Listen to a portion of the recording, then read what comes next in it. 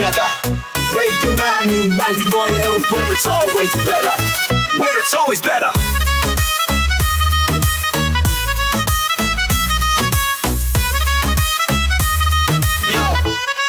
Yo, सुबह का सूरज या शाम का रंग, we bring you joy हर जुबान का धन.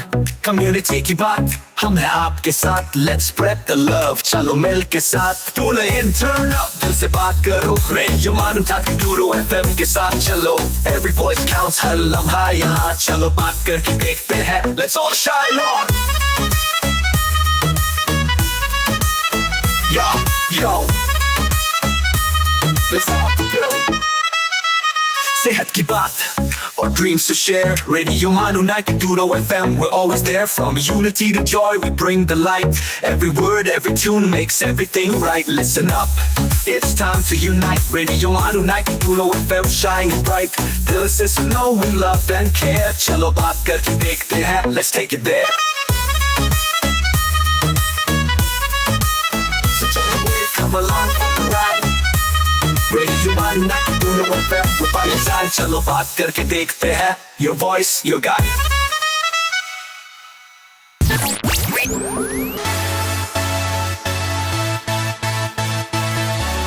You are listening to Radio Manu 90.0 FM. चलो बात करके देखते हैं.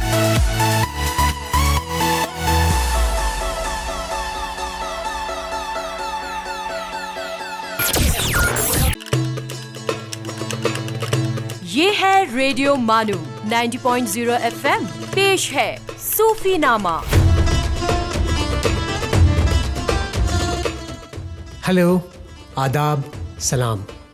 मैं इकरामुल हक सूफी नामा के इस चौथे एपिसोड में आप सबका स्वागत करता हूँ. दोस्तों, तसव्वुफ क्या है और फिल हकीकत एक सूफ़ी कौन होता है? तसव्वुफ यानी जिसे हम अंग्रेज़ी में सूफिज़म कहते हैं, उसकी शुरुआत हिंदुस्तान में कब, कैसे और किन हालात में हुई, और आखिर इन सूफिया की तालीमात और उनकी टीचिंग्स क्या हैं? ये चंद ऐसे सवालात हैं जिन पर आज हम चर्चा करेंगे, लेकिन हमारी आज की गुफ्तगू एक ख़ास किताब के कॉन्टेक्स्ट में होगी और उसकी रोशनी में होगी. और किताब का नाम है सूफीज़ ऑफ पंजाब. ये किताब 2021 में दिल्ली से शाये हुई, और आज हमारी इस गुफ्तगू में हमारे साथ किताब के मुसन्निफ़ जनाब प्रोफेसर सैयद SM अज़ीज़ुद्दीन हुसैन साहब ख़ुद शामिल हैं, और इन सवालात का जवाब हम उन्हीं से समझेंगे. जनाब प्रोफेसर अज़ीज़ुद्दीन हुसैन साहब किसी तारुफ़ के मोहताज नहीं हैं. आप मौलाना आज़ाद नेशनल उर्दू यूनिवर्सिटी में फ़िलहाल ऑनरेरी प्रोफेसर हैं. इससे पहले जामिया मिलिया इस्लामिया दिल्ली के शोबे तारीख़ में 3 दहाइयों से ज़्यादा आपने तदरीसी फ़राइज़ अंजाम दिए हैं, और फ़न तसव्वुफ़ और तसव्वुफ़ की पूरी तारीख़ पर एक अथॉरिटी समझे जाते हैं. जनाब प्रोफेसर अज़ीज़ुद्दीन हुसैन साहब, आपका इस एपिसोड में बहुत बहुत इस्तक़बाल है. इससे पहले कि हम आपकी इस ख़ास किताब के ऊपर गुफ्तगू करें और इसके मज़ामीन और इसके मबाहिस से लोगों को आगाह करने की कोशिश करें, सबसे पहले हमारे सामईन को ये समझाइए कि तसव्वुफ़ आखिर है क्या और एक सूफ़ी कौन होता है? दरअसल तसव्वुफ़ की इब्तिदा रसूलुल्लाह के ज़माने से ही असहाब सुफ़ा से शुरू हुई, जो इबादत और रेज़िग्नेशन में इस हद तक यकीन रखते थे कि उनको अपना ख्याल ही नहीं रहता था. लेकिन आहिस्ता आहिस्ता खिलाफत राशिदा के ज़माने में इसने एक फॉर्म लिया तसव्वुफ़ ने, और एक बड़ी तादाद इस कॉन्सेप्ट के साथ जुड़ी. और जो हज़रत अली के खुतबात हैं, जिस कलेक्शन का नाम नहजुल बलागा है, उसका अगर हम मुतालिया करें तो उसमें ये तसव्वुफ़ काफ़ी है. और इसीलिए जितने सूफ़ी सिलसिले कायम हुए, उन्होंने अपनी विलायत का सिलसिला मौला अली से लिया کیونکہ ایک خطبے میں حضرت علی نے کہا کہ جتنی سخت زندگی میں گزار رہا ہوں میں سمجھتا ہوں کہ تم نہیں گزار سکتے، لیکن کچھ تو کوشش کرو. تو اس نے انکریج کیا لوگوں کو ان کے نقش قدم پر چلنے کے لیے. اور اسی لیے جو اسلامی تصوف ہے وہ دوسرے جو مذاہب میں یہ تصوف ہے یا مسٹیسزم ہے یا یوگا ہے وہ بالکل مختلف ہے. اس میں ماڈل ہیں حضرت علی جن کی ایک فیملی ہے جو ہیڈ آف دا اسٹیٹ بھی ہیں، لیکن اس تمام چیزوں کے باوجود وہ ان ویلیوز کو بھی فالو کر رہے ہیں کہ جو تصوف کی بنیادی چیزیں ہیں. اور اس میں وہی ہے ریزگنیشن کہ دنیا کی جو چیزیں ہیں جس سے ہم متاثر ہوتے ہیں یا جو ہمیں فائدہ پہنچاتی ہیں اس سے دوری اختیار کرنا اور اپنے جو بھی زندگی ہے اس کو محدود وسائل میں گزارنے کی کوشش کرنا. تو یہ ایک ماڈل بنا اور اسی ماڈل کو جتنے صوفی سلسلے تھے اور اسی ماڈل کو جو 3 عام کتابیں ہیں تصوف کی، فتوحات مکیہ، عوارف المعارف اور کشف المحجوب. حالانکہ نہج البلاغہ کا ریفرنس ان کتابوں میں بہت کم ہے، لیکن ایک ریفرنس مجھے شیخ محی الدین ناگوری جو شیخ محی الدین چشتی کے خلیفہ تھے ان کے ملفوظات میں سرور الصدور و نور البدور میں ملتا ہے کہ نہج البلاغہ بڑی اہم کتاب ہے اور یہ ہمارے لیے ہدایت کی ایک کتاب ہے جس کو پڑھ کے ہم ہدایت حاصل کر سکتے ہیں. تو حالانکہ پروفیسر خلیق احمد نظامی یا دوسرے پروفیسر محمد حبیب یا اور لوگوں نے جو تصوف پہ کام کیا اور ملفوظ لٹریچر پہ کام کیا انہوں نے یہ بات نہیں کہی، لیکن اکرام صاحب پتہ نہیں آپ اس سے ایگری کریں گے کہ نہیں کریں گے. یہ جو ملفوظات ہیں اس کا جو سورس ہے وہ مجھے نہج البلاغہ لگتا ہے. نہیں، آپ نے جو سوال اٹھایا اس پہ بحث ہو سکتی ہے، لیکن میں جہاں تک سمجھ پایا آپ یہ سمجھانے کی کوشش کر رہے ہیں کہ تصوف دراصل دنیا سے کنارہ کشی کا نام ہے، ریاضت کا نام ہے، جد و جہد کا نام ہے، مشقت کا نام ہے، اور صوفی وہی ہے جو اس دنیا کے جنجال میں الجھ کر نہ رہ جائے. لیکن میں ایک بار یہ سوچتا ہوں کہ ان سب چیزوں کے باوجود تصوف دراصل اسلام کا ہی ایک حصہ ہے. بالکل. ایک یہ جو اعتراض ہوتا ہے کہ تصوف کو اسلام سے مختلف شے ہے، اس کا بہت اسلام سے اور اسلامی تعلیمات سے بہت گہرا تعلق ہے. بالکل بالکل. یہ اس کی ایک روحانی شکل ہے. اچھا، میں اب یہ سمجھنا چاہ رہا تھا کہ یہ جو کتاب ہے صوفیز آف پنجاب، یہ کتاب 200 صفحات سے زیادہ پیجز پہ مشتمل ہے. آخر اس کتاب کو لکھنے کا خیال آپ کو کیسے آیا؟ جب میرا ریٹائرمنٹ قریب آیا تو میں نے سوچا کہ اب یہ مغل ہسٹری ہوئی، اس سب کو چھوڑنا چاہیے اور اب تصوف پہ کام ہوگا، خود صوفی بن جانا چاہیے. ہاں، اب کیونکہ میرے سب اینسسٹرز صوفی سے، میر سید علی ہمدانی اور میر کمال الدین. تو میں نے کہا کہ اب ہمیں واپس لوٹنا ہے، اب دنیا بہت ہو گئی، دنیا کون کرے. تو ہم نے سوچا کہ اب ریٹائرمنٹ کے بعد آزادی ملے گی تو اب تصوف پہ کام کرنا ہوگا، کیونکہ اس میں چاہیے فریڈم ریسرچ میں. یہ نہیں کہ کلاس لے کے آگے تو اب ہم تو یہ ریسرچ کر لیں، امپاسبل. تو پھر میں نے اپنے آپ کو پورا وقف کر دیا اور پھر میں نے سورسز دیکھنے شروع کیے اور پھر Indian council of historical research کو اپلائی کیا کہ میں انڈین صوفیز پہ کام کرنا چاہتا ہوں. انہوں نے مجھے سینئر اکیڈمک فیلوشپ دی. اچھا. اس میں فائنینشیل سپورٹ دی، جیسے مغل اور سلاطین صوفیہ کو سپورٹ دیتے تھے، اسی فارم میں ICHR نے مجھے سپورٹ دیا. تو میں نے لائبریری میں جا کے ان سورسز کو پڑھا، اس لیے کہ ریسرچ کے دوران تو اور چیزوں پہ کام کر رہے تھے اور ملفوظات کا اتنا مطالعہ تھوڑا سا مشکل کام تھا. तो वो मैंने पढ़ा। Plus national archives of India में जो मुग़ल ग्रांट्स थी पंजाब से रिलेटेड, उसके मुझे ब्रिटिश राज के पूरे रजिस्टर्स मिल गए, और रजिस्टर्स होंगे कोई तकरीबन 25 के करीब, और कमरे इसमें पूरे कमरे में आ जाएंगे इतने, और इतने भारी थे कि मुझसे उठते नहीं थे।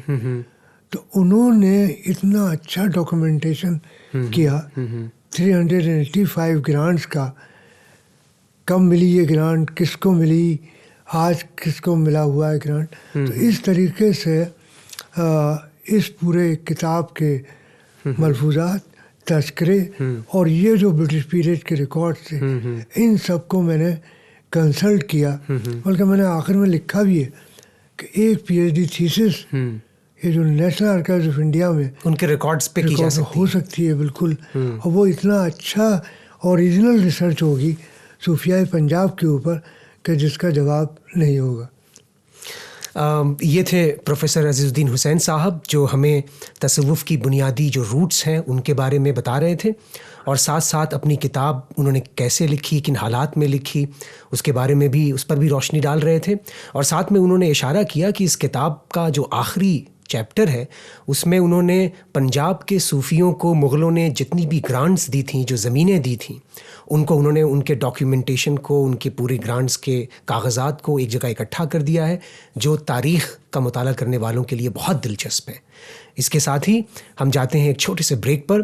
ब्रेक के से लौटेंगे तो हम पंजाब के सूफिया के ऊपर अपनी ये गुफ्तगू जारी रखेंगे। You are listening to Sufinama on Radio Manu 90.0 FM.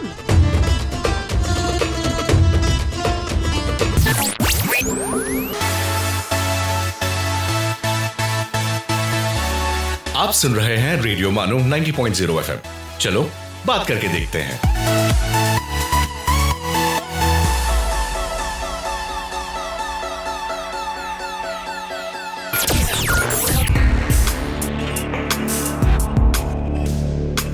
आइए अब सुनते हैं हिस्ट्रीज मिस्ट्रीज।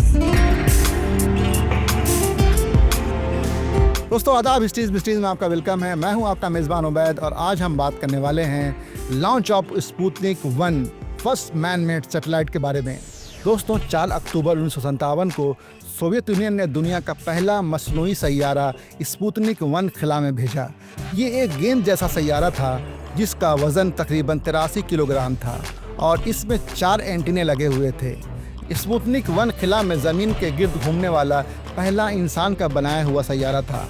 इस कामयाबी ने अमेरिका और सोवियत यूनियन के दरमियान स्पेस रेस को जन्म दिया। इसके बाद दोनों ममालिक ने खिला में तहकीक के लिए बहुत से मिशन भेजे, जिसमें इंसान को चांद तक पहुंचाने की कोशिश भी शामिल थी। दोस्तों स्पुतनिक 1 की लॉन्च ने साइंसी तरक्की की नई राहें खोल दी और दुनिया में खिलाई तहकीक को तेज़ कर दिया। ये दिन साबित करता है कि इल्म और मेहनत के ज़रिए किसी भी मुश्किल को आसान बनाया जा सकता है, और तहकीक और तरक्की ही कौमों की कामयाबी की कुंजी है। दोस्तों आप सुन रहे थे हिस्ट्रीज मिस्ट्रीज अपने मेज़बान उबैद के साथ। आपसे फिर मुलाकात होगी, तब तक के लिए सुनते रहिए रेडियो मानू 90.0 FM। चलो बात करके देखते हैं। आप सुन रहे थे histories mysteries.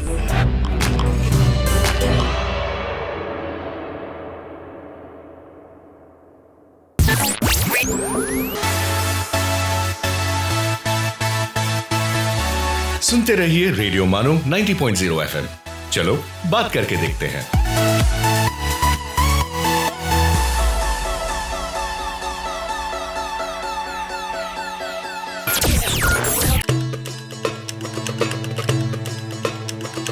You are listening to Sufinama on Radio Manu 90.0 FM. Welcome back दोस्तों। हम बात कर रहे थे जनाब प्रोफेसर अजीज़ुद्दीन हुसैन साहब से उनकी नई किताब पर, जिसका नाम है सूफीज़ ऑफ पंजाब। और इस हवाले से अभी उन्होंने ज़िक्र किया कि उन्हें ये किताब लिखने की तहरीक कहाँ से पैदा हुई।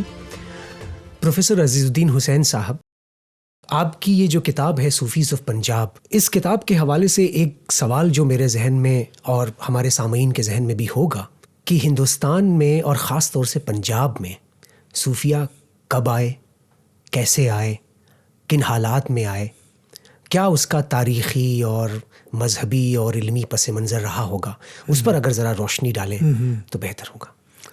اس میں ایک چیز اور میں کہنا چاہوں گا کہ جب میں اس کتاب پہ کام کر رہا تھا تو کووڈ آ گیا, اور اس وقت بھی میں نے نیشنل آرکائیوز کے ریسرچ روم جانا نہیں چھوڑا. اچھا. تو وہ آخری دن تھا جس دن میں اور ایک یو ایس کا کوئی اسکالر اور ایک کوئی صاحبہ انڈین اسکالر تھے. ان میں سے کسی ایک کو چھینک آئی تو ہم دونوں نے اچھا یہ کیا مسئلہ ہے, اور اگلے دن سے ریسرچ روم بند ہو گیا اور میں علی گڑھ چلا گیا اور پھر لاک ڈاؤن ہو گیا. اب میری سمجھ میں نہیں آیا کہ اس کام کو میں کیسے مکمل کروں, لیکن میں کرتا رہا, آزاد لائبریری جاتا رہا. میرے گھر والوں نے بھی منع کیا. میں نے اپنے اس کے پریفیس میں لکھا بھی ہے کہ جیسے 1258 میں جب بغداد کو تباہ کیا تھا منگولس نے, لیکن جو صوفی شعراء تھے وہ اپنا کام کرتے رہے. بالکل اسی طریقے سے کووڈ میں آپ اپنا کام اس کتاب پہ میں کام کرتا رہا, اور کووڈ کی آخری لہر میں یہ کتاب شائع ہوئی. یعنی جب میں پریس گیا تو پریس میں سوائے مینیجر کے کوئی تھا نہیں. کہ صاحب آپ دیکھ ہی رہے ہیں حالات. جہاں تک آپ نے پنجاب کا ذکر کیا تو پنجاب اور کشمیر یہ 2 انٹری پوائنٹس تھے صوفیہ کے. یہاں سے آئے یا ساؤتھ میں پھر سی روٹ سے آئے وہ لوگ. تو اس کا جو پہلا سیٹلمنٹ تھا وہ تھا لاہور. اچھا. اور اسی لیے شیخ علی حجویری جو کہ کشف المحجوب کے آتھر ہیں, 11 سینچری AD میں لاہور آئے, اور ان کے پیر نے کہا کہ بھئی اب تم لاہور جاؤ. تو انہوں نے کہا کہ وہاں تو وہ ایک اور صوفی ہیں کہ نہیں, جو میں تم سے کہہ رہا ہوں تم جاؤ. خیر وہ آ گئے تو انہیں رات ہو گئی لاہور پہنچنے میں. تو جو وارلڈ ٹاؤن کا گیٹ تھا وہ بند ہو گیا. اب صبح کو جب دیکھا تو جن کا انہوں نے کہا تھا ان کا جنازہ باہر نکل رہا تھا. اچھا. تب انہیں یاد آیا کہ وہ شیخ نے اسی لیے کہا تھا. تو اس طریقے سے صوفیہ کا آنا شروع ہوا اور وہ سیٹل ہوئے لاہور میں, ملتان میں, ہجودن میں اور دوسری جگہوں پہ. اور پھر ان صوفیہ نے پنجابی سیکھی. اچھا. ان صوفیہ کی ایک خاص بات یہ رہی کہ ان کے یہاں کسی بھی طریقے کی عصبیت نہیں تھی, لیکن ان کے یہاں زبان سے بھی متعلق کوئی عصبیت نہیں تھی. جہاں گئے وہاں کی زبان سیکھی, اور شیخ فرید الدین گنج شکر نے تو اتنی فارسی وہ پنجابی سیکھی کہ شاعر ہو گئے. دکن کے صوفیہ نے دکنی سیکھی. گجرات کے صوفیہ نے, بنگال کے صوفیہ نے, جو بنگال کے صوفی ہیں تو انہوں نے اسلامک لٹریچر کا بنگالی میں ترجمہ کیا. تو جو لوکل لوگ تھے انہوں نے کہا کہ رہی تو کافروں کی زبان میں کر دیا. تو بیچارے بہت پریشان تھے. تو لیکن صوفیہ کے یہاں کوئی عصبیت اس طریقے کی نہیں تھی. تو انہوں نے اپنا میسیج پنجابی کے ذریعے اور پنجابی اشعار کے ذریعے, پنجابی لینگویج کے ذریعے, پنجابی میڈیم کے ذریعے اس کو پہنچانا شروع کیا تاکہ وہ اس چیز کا حصہ بنے. اسی لیے اس کا جو ٹائٹل پیج ہے اس میں نے یہ گولڈن ٹیمپل رکھا, کیونکہ گرو نانک نے بہت اثر قبول کیا, اور اس گولڈن ٹیمپل کی بنیاد بھی ایک صوفی میاں میر نے رکھی. تو یہ وہاں کی ایک کہنا چاہیے لارج ہارٹیڈنس تھی صوفیہ کی دی ہوئی. اور ایک اور واقعہ میں بتا دوں پنجابی کا, کہ ایک پنجابی تھے, لاہور میں رہتے تھے, پارٹیشن میں دلی آ گئے. اچھا. تو جب ہم نے شیخ علی حجویری پہ ایک سیمینار کیا تو اخبار میں ایک نیوز رپورٹ گئی, تو انہوں نے ہمیں فون کیا کہ کیا ہم بھی آ سکتے ہیں. ہم نے کہا بالکل آئیے آپ. تو جب وہ انوگرل سیشن میں آئے تو انہوں نے مجھے 2 فوٹو فریم شیخ علی حجویری کی قبر کے अच्छा, देना चाहिए। मैंने कहा जब प्रोग्राम शुरू होगा तब आप दीजिएगा। क्या बात है। तो हमने उन्हें आगे वाली सीट पे बिठा दिया। खैर वो आए, एक फ्रेम मुझे दिया, एक वाहिस्तान साहब को दिया। अच्छा, तो मैंने कहा कि आप 2 लफ्ज़ बोल भी दीजिए। तो उन्होंने कहा कि साहब मैंने इस खबर को सुना तो मुझे बड़ा अच्छा लगा, क्योंकि जब मैं लाहौर में था तो सुबह में मैं गुरु ग्रंथ साहब का पाठ करता था, और गुरु ग्रंथ साहब का पाठ करके फिर मैं बाबा के दरगाह जाता था और उनके खबर के पास बैठ के वहाँ प्रेयर करता था। जब पार्टीशन हो गया हिंदुस्तान का और हमसे कहा गया कि लाहौर छोड़ना है तुम्हें, तो अब मैं दिल्ली सेटल हुआ तो वहाँ कहाँ, वहाँ तो बाबा का मज़ार है नहीं। तो फिर मैंने ये फ्रेम बनवाया। अच्छा, तो ग्रंथ साहब का पाठ करने के बाद फिर मैं प्रेयर करता था फ्रेम के सामने। हाँ, आप ये देखिए कि सूफिया पंजाब का क्या कंट्रीब्यूशन है कि एक आदमी का घर छूट रहा है, वतन छूट रहा है, लेकिन इन सूफिया से मोहब्बत कम नहीं हो रही, और वो उसको कर रहे। तो इन्होंने मेल, मोहब्बत और भाईचारा, और बिल्कुल कोई फ़र्क ही नहीं मुसलमान हिंदू में कोई। मेरे पास उसके लिए एक अलहदा से सवाल है, हम उस पर आएंगे। दोस्तों, ये थे प्रोफेसर अजीज़ुद्दीन हुसैन साहब, जो हमें बता रहे थे कि पंजाब में सूफिया कब आए, कैसे आए, किन हालात में आए, और किस तरह सूफिया, जो पंजाब के सूफिया थे, उन्होंने पंजाब की सरजमीन और वहाँ की ज़बान से बेइंतहा मोहब्बत और लगाव का मुजाहरा किया। अभी लेते हैं हम छोटा सा ब्रेक, और ब्रेक से जल्द वापस लौटेंगे, कहीं जाइएगा नहीं। आप सुन रहे हैं सूफी नामा रेडियो मानू 90.0 FM पर।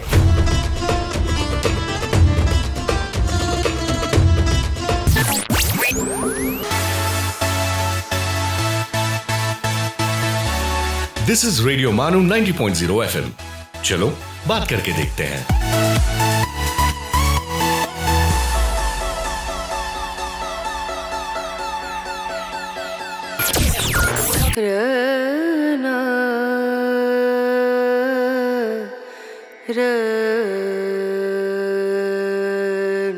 ये है रेडियो मानू 90.0 FM। आइए अब सुनते हैं the mindful minute.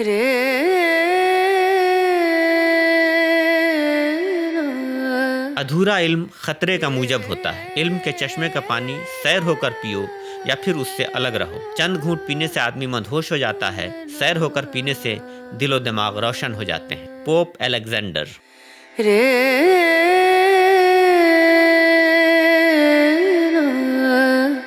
Martin Luther King Jr. once said, "Darkness cannot drive out darkness. Only light can do that. Hate cannot drive out hate. Only love can do that."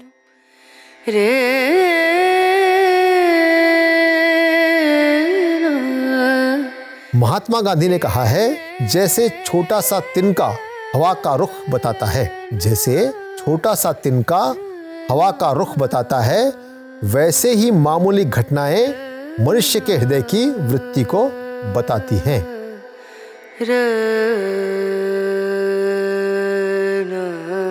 This is Radio Manu 90.0 FM. You were listening to the Mindful Minute.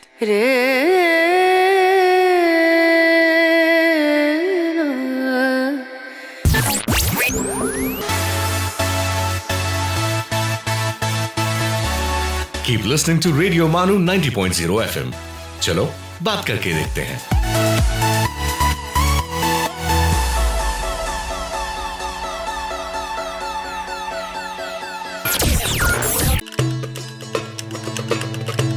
आप सुन रहे हैं सूफी नामा radio मानू 90.0 FM पर।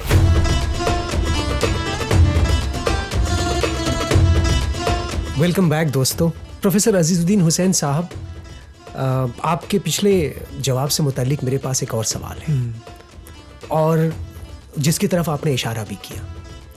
पंजाब बाबा फरीद की अगर सरजमीन है तो वो गुरु नानक की भी सरजमीन है। तो क्या सूफिया जो पंजाब में थे और गुरु नानक, इन दोनों की तालीमात, इनकी टीचिंग्स, इनके वर्ल्ड व्यू, इसमें कुछ कदर मुश्तरक है? बहुत सारी चीज़ें कॉमन हैं इनकी टीचिंग्स में। क्या गुरु नानक کے ذہن اور ان کے مزاج اور ان کے ویژن اور ان کی انسانی ہمدردی کے جذبے پہ صوفیہ کی تعلیمات کے بھی اثرات پڑے؟ دیکھیے پورا پنجاب ہی متاثر تھا صوفی تعلیمات سے، اور ظاہر ہے گرو نانک تو بالکل متاثر تھے. اور آپ یہ دیکھیے کہ ان کے ہاں جو پورا کانسیپٹ ہے وہ کہ اوپر ہے کوئی طاقت کہ جس نے سب کو کریٹ کیا ہے. جی جی. اور دوسری چیز یہ ہے کہ سکھزم میں کوئی آئیڈل ورشپ نہیں ہے، مونوتھیزم ہے، بالکل ہے ہی نہیں. تو بس وہ ہے اور اسی کی قربانی ہے، اور وہ نراکار ہے. ہاں وہ نراکار. جی. تو یہ پورا وہی اثر ہے، مطلب پورا ہندوستان علیحدہ ہے جی، لیکن پنجاب بالکل علیحدہ ہے. دوسرے جو محبت کا میسیج ہے، محبت اور بھائی چارہ، وہ صوفیہ کے یہاں بھی یہی تھا اور ان کے یہاں بھی یہی تھا، اور اسی کو انہوں نے بھی آگے بڑھایا. ایک چیز جو گرو نانک کے ہاں یا اس پورے موومنٹ میں آئی ہے وہ ہے لنگر کا کانسیپٹ. اچھا. لنگر خانقاہوں میں ہوتا تھا، اور لنگر کا مقصد یہ تھا کہ غریب لینے نہیں آئے جی اگر وہ بھوکا ہے، بلکہ آپ اس کو، ہم اس کے پاس پہنچیں اور آپ اسے کھانا کھلائیں. جی. تو اس کی عزت رہے گی اور آپ کی حیثیت بڑھے گی. جی جی. اسی طریقے سے جو گرودوارے ہیں اس میں لنگر کا کانسیپٹ ہے اور یہ تمام چیزیں. تیسری چیز ہے service to the humanity. Right. سکھوں میں بھی ہے اور صوفیہ میں بھی تھی، اور اس کو انہوں نے بہت پرائمری چیز قرار دیا. جیسے حضرت نظام الدین اولیاء یا ان تمام صوفیہ سے جب بھی کسی نے پوچھا کہ صاحب سب سے بڑی عبادت کون سی ہے، تو انہوں نے کہا کہ خدمت خلق. اب خدمت خلق میں کوئی مذہب نہیں ہے انوالو. جی جی. خلق جتنی مخلوق ہے اس کی آپ خدمت کیجیے، کوئی جات پات کا نہ کوئی ہے، اور آپ کو ثواب ملے گا اس کا، تو ڈھیروں ثواب ملے گا. تو یہ جو جذبہ ہے، یہ جو لارج ہارٹیڈنیس ہے، یہ جو دل کھولنے کی بات ہے کہ خدمت خلق کرنی ہے، یہ بہت بڑی بات ہے جس سے میں سمجھتا ہوں یہ سکھ مذہب کافی متاثر ہوا. جو پورا ہندوستان بالکل علیحدہ ہے، ان کے یہاں چیزیں ہیں، لیکن جس قدر یہ متاثر ہے اتنا اور کوئی چیز. اچھا اب یہ دیکھیے ان کے یہاں بھی حوض کا کانسیپٹ ہے، پانی کا، جہاں آپ طہارت کر سکیں. آپ گولڈن ٹیمپل جائیے تو پیر دھونے پڑتے ہیں، تو وہ طہارت کا بھی کانسیپٹ ہے. وہ بالکل اسلام کا کہ مسجد میں جانے سے پہلے آپ کو پیر دھونے ہوں گے، وضو کرنا ہوگا. تو وہ پورا کانسیپٹ سکھزم میں سمجھتا ہوں کافی حد تک تصوف سے. ہاں. اور میڈیول پنجاب کو بنانے میں صوفیہ اور ان سکھ گروؤں کا بہت بڑا ہاتھ ہے. Right right. اچھا مجھے اس سے ایک بات یاد آتی ہے، آپ نے ابھی ذکر کیا پنجاب کے ایک بہت مشہور صوفی ابو الحسن علی حجوری کا، اور ان کی ایک نہایت مقبول کتاب کشف المحجوب، جو غالباً دنیا میں تصوف کے موضوع پر فارسی زبان میں لکھی گئی پہلی کتاب ہے.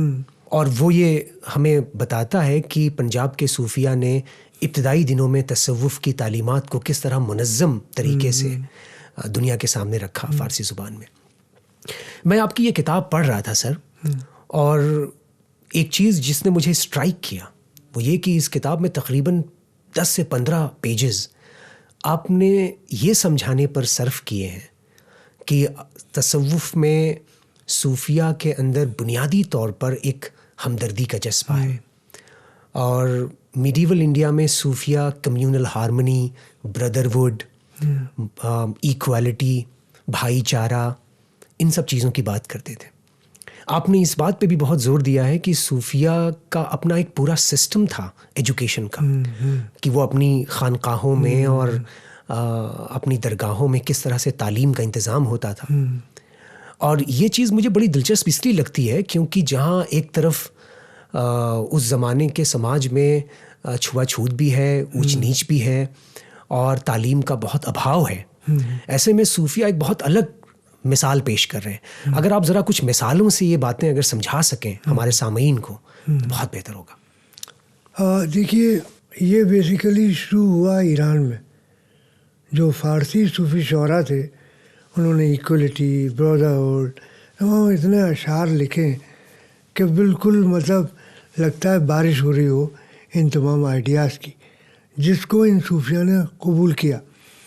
اور انہوں نے جیسے ہی کوئی صوفی خانقاہ میں آیا اور وہ مرید بنا اور اس نے بیعت کی، اب وہ کیا تھا کیا نہیں تھا وہ سب ختم. وہ ہندو تھا، کرسچن تھا، سکھ تھا، سید تھا، شیخ تھا، بالکل ڈاؤن ٹروڈن، اس سے زیادہ کوئی مطلب ہی نہیں، مقصد ہی نہیں. اب تم ہمارے برابر بیٹھو گے اور تم ہمارا حصہ ہوگے. اور اس حد تک حساسیت کہ بابا فرید کی خانقاہ میں لنگر تقسیم ہو رہا ہے اور حضرت نظام الدین اولیاء کی ڈیوٹی لگی ہوئی ہے کہ آج آپ لنگر تقسیم کریں گے. کیا بات ہے. ہاں تو ان کے بابا فرید دیکھنے گئے کہ بھائی دیکھوں کیسے لنگر تقسیم ہو رہا ہے. تو دیکھا کہ ان کی پیر پھیلے ہوئے ہیں. اچھا. ہاں پیر پھیلے ہوئے ہیں. تو ان کو بہت ناگوار گزرا اور آ گئے اپنے حجرے میں. جب لنگر تقسیم ہو گیا تو انہوں نے بلایا کہ بھئی یہ کیا لنگر تقسیم کرنے کا، تم لوگوں کی طرف پیر کر کے لنگر، ان کی انسلٹ کر رہے تھے. تو حضرت نظام الدین اولیاء نے کہا کہ میرے گھٹنے میں بہت سخت تکلیف تھی. اچھا. اس لیے مطلب اس قدر حساس تھے کہ کوئی ایسی کام نہیں ہونا چاہیے کہ جس میں آنے والے کو ذرا سی بھی ٹھیس پہنچے. تو پورے حص سے اسی طریقے سے عورتوں کا انہوں نے، یہ وہ سینچری ہے جہاں عورتوں کا وجود نہیں ہے. صحیح بات ہے. وجود نہیں ہے. مطلب آج ہم کہیں کی بات کر دیں عورتیں نظر نہیں آتی. اور انہوں نے ان مرید عورتوں کی تعلیم، تربیت، سب کا انتظام کیا تاکہ وہ یہ تمام کام کریں. اسی لیے شیخ فرید الدین گنج شکر نے اپنی بیٹی بی بی شریفہ کے لیے کہا کہ اگر اسلام میں عورت کو خلافت دینا الاؤ ہوتی تو میں اپنی خلافت بی بی شریفہ. تو اب آپ چلیے خلافت نہیں دی لیکن انہوں نے اس رینک پہ پہنچا دیا بی بی شریفہ کو کہ پورے پنجاب میں سمجھتا ہوں کوئی عورت ہوگی نہیں. ان کا صرف یہ کہنا ہی اپنے آپ میں کمال ہے. ڈگری ہے. یہ ڈگری ہے پی ایچ ڈی کی کہ بی بی شریفہ کو پی ایچ ڈی کی ڈگری دے دی. ٹھیک ہے بھائی وہ اپائنٹ نہیں کر سکے لیکچر کی پوسٹ پہ. تو اس حد تک مطلب پھر انہوں نے یہی نہیں کیا کہ صاحب آپ بس عبادت کے لیے کریں گے. انہوں نے اس پورے کریکولم میں طب کو بھی شامل کیا کیونکہ آدمی بیمار بھی پڑے گا چاہے خانقاہ میں رہے یا درگاہ میں رہے کیا گھر میں رہے. تو انہوں نے اپنی عورتوں کو بھی ایسی جڑی بوٹیوں کا علم دیا کہ جو گائنی کے جو امراض ہیں عورتوں میں ان کا ٹریٹمنٹ کر سکیں. تو وہ عورتیں جب ان خانقاہی عورتوں کے پاس آتی تھیں تو وہ ان کو وہ نسخے اور وہ جڑی بوٹیاں بتاتی تھیں. تو اس لیے کہ جو حدیث ہے پروفٹ کی کہ ہمیں دونوں علم حاصل کرنا چاہیے، دین کا بھی علم اور بدن کا بھی علم. کیونکہ اگر بدن کا علم نہیں ہوگا تو آدمی بیمار ہو کر مر جائے گا. تو صوفیہ نے اس کا پوری کیئر کی. اس کے برخلاف علماء نے عورتوں کی تعلیم کا کوئی انتظام نہیں کیا. ایک بھی مثال نہیں ملتی ہے ایسی کہ اس اسٹیٹس پہ آئی ہو کوئی عورت جو بی بی شریفہ کے اسٹیٹس پہ آئی تھی. میرے خیال سے بہت سارے لوگوں کو اس پہ اعتراض ہوگا. بٹ دوستو ہم لوگ اس بات پہ بحث کر رہے تھے اور چرچا کر رہے تھے کہ صوفیہ نے اور خاص طور سے پنجاب کے صوفیہ نے کیا خدمات انجام دیں، چاہے وہ انسانی ہمدردی کا تعلق ہو، مساوات کا تعلق ہو، بھائی چارے کا تعلق ہو. ہم اسی سلسلے کو کنٹینیو رکھیں گے. ملتے ہیں ایک چھوٹے سے بریک کے بعد. کہیں جائیے گا نہیں. You are listening to Sufi Nama on Radio Manu 90.0 FM.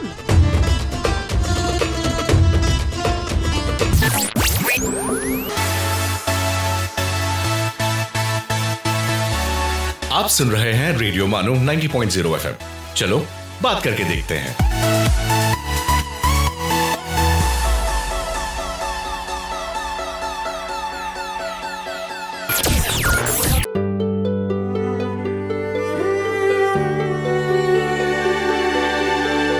आइए अब सुनते हैं अर्ज किया है।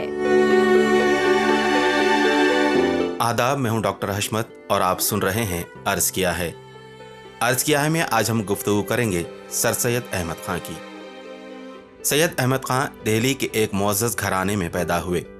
सैयद अहमद ने अपने ज़माने के अहले कमाल से फैज़ हासिल किया।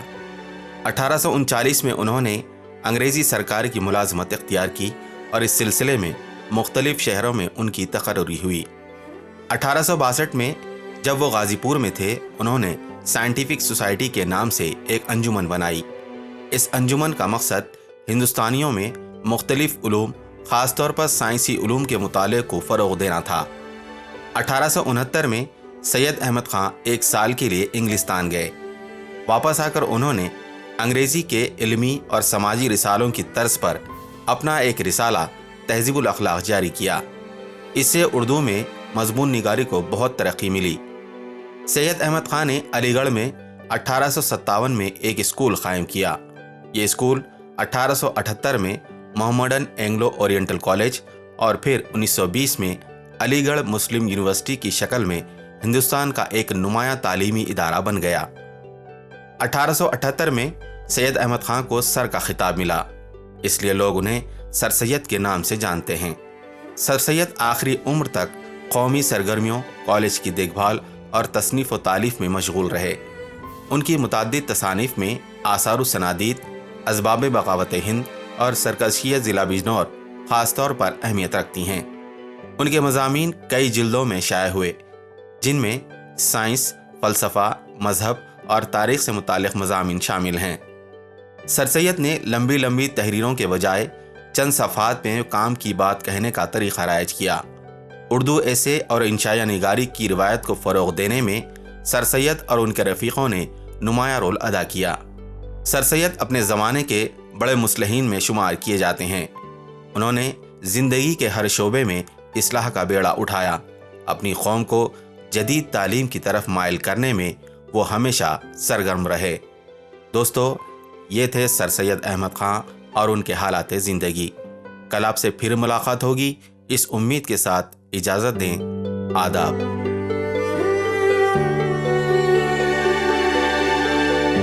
You were listening to अर्ज किया है।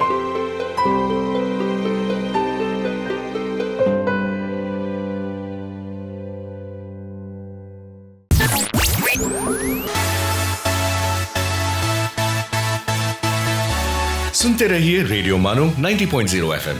चलो बात करके देखते हैं।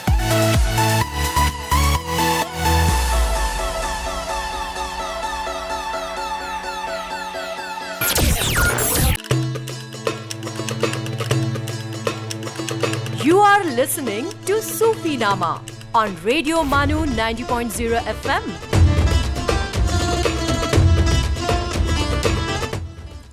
वेलकम बैक दोस्तों।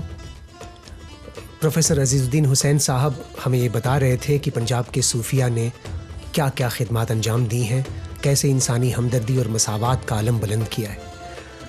प्रोफेसर अजीज़ुद्दीन हुसैन साहब, अगर आप अपनी इस किताब की रोशनी में पंजाब के सूफिया के हवाले से अगर उनका एक मुकम्मल नक्शा या एक उमूमी खाका उनकी तालीमात और उनकी सोच और उनके तरीक़ेकार और नुक्ते नज़र से हमारे सामईन को वाकिफ़ कराना चाहें और बताना चाहें तो क्या होगा? देखिए, अल्लामा इकबाल पंजाब के शायर हैं। उन्होंने शेख अली अजमेरी के लिए लिखा, खाक पंजाब आज दमऊ जिंदा गश्त। तो इन सूफिया की वजह से पंजाब की ज़मीन जिंदा हो गई और उसमें एक नई ज़िंदगी पैदा हुई, जो मैं समझता हूँ आज भी पार्टीशन होने के बाद भी वो क़दरें पंजाब में मौजूद है। बहुत बहुत शुक्रिया।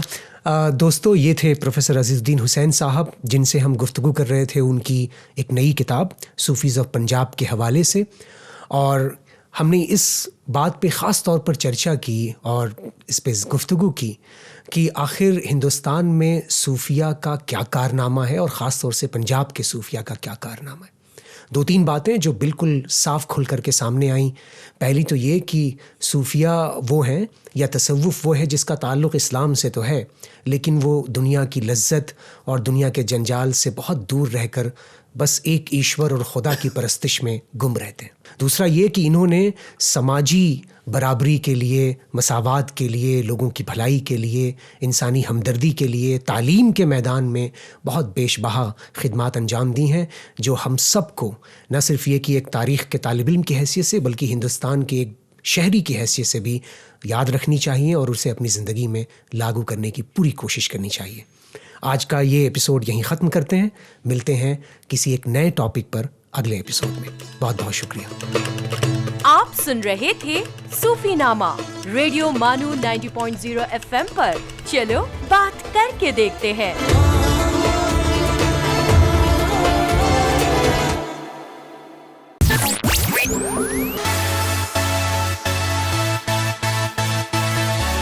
This is Radio Manu 90.0 FM. چلو بات کر کے دیکھتے ہیں.